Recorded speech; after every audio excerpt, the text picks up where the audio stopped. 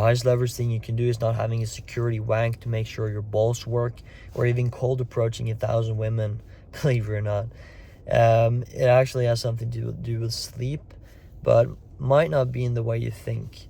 Because I watched this video from Alex Hormozi, the $100 million book guy, where he concluded that the most high leverage thing you can do is going to sleep at time, like on time. So going to sleep at 9 p.m. every single day, for example. And the things that you avoid and benefit from this is things like getting hit by drunk drivers, accidentally making a baby and being a father that you did not plan, and then, getting drunk and freezing to death, and of course the obvious things like benefits like improving sleep and stuff like that.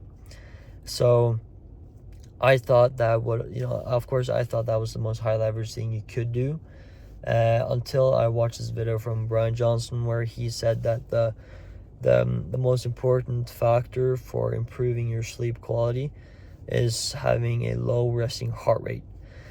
And then I thought, okay, could this have something to do with the highest leverage thing you could do? And I concluded that to be yes, because a wind down routine positively affects your resting heart rate. So I've now concluded that having a wind down routine leading up to a consistent sleep schedule is the most high leverage thing you can do. So let's say you do something like the 3-2-1 method, where you don't eat anything 3 hours before going to bed, you don't drink anything 2 hours before going to bed, and then you don't have consume any sort of like high stimuli blue light screens 1 hour before going to bed. And then of course you go into bed at the same time every single day, like roughly every single day. That would then, in my opinion, have the highest point of leverage in your life. That's just my opinion. Of course, do what the fuck you want.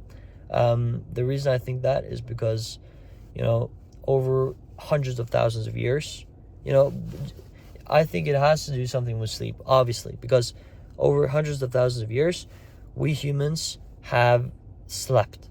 We have needed sleep. Even when we were exposed, like we could get killed, like 100,000 years ago, we were exposed and we could gotten killed by predators and other animals while sleeping, because we're vulnerable, because we're not conscious when we sleep.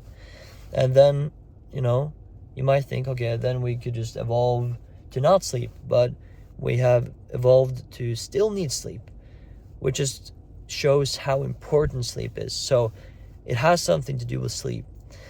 And your body loves consistency, because if you're just constantly tricking it, because your brain is like a prediction machine, and it wants to predict, like your body and brain is a prediction machine, so it wants to predict what's coming next. So if you're always just changing up your sleep schedule, you're always just teasing your body, like, okay, one day you can go to sleep at 9 p.m, but then another day 12 p.m, not 12 p.m, but 11 p.m, and then 1 a.m, and then 2 a.m, and then 9 p.m. again. You're just tricking your body and just making it really stressed, to be honest. And that's why you want to go to bed at the same time every single day, and preferably early, because at night it happens a lot of shit. Especially if you're outside or in a city, or big city or something like that.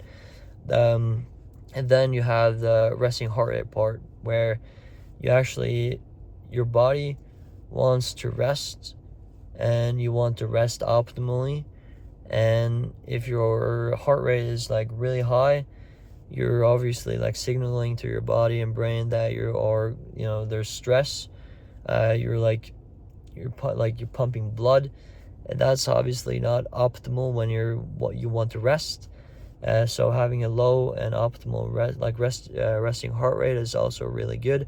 And things you can do is like getting food out of your system and drink out of your system, because food is more heavy, of course, so it takes longer to get out of the system, like pure, shit it out. And also drink liquids as well. You want to get out of the system for it to actually be able to focus on the processes that it needs to focus on while sleeping, and not focusing on digesting the food and the drinks you have consumed. And of course, like alcohol, it's an obvious part of it all. Don't drink alcohol if you can, but if you can't, stay away from it. Just don't have it that late. I would say like 4 hours before going to bed. And then you have of course you have the 1 hour before going to bed, where you don't have any sort of high stimuli thing. Blue light is of course like linked to your circadian rhythm, just thinking that it's daytime, just like this light, which is not that optimal. So yeah, that's the reason I think that having a sleep like a wind down routine leading up to a consistent sleep schedule is the highest leverage thing that has the most significant downstream effect on your life is. So hopefully this was valuable in some way or another, and yeah, I'll see you later.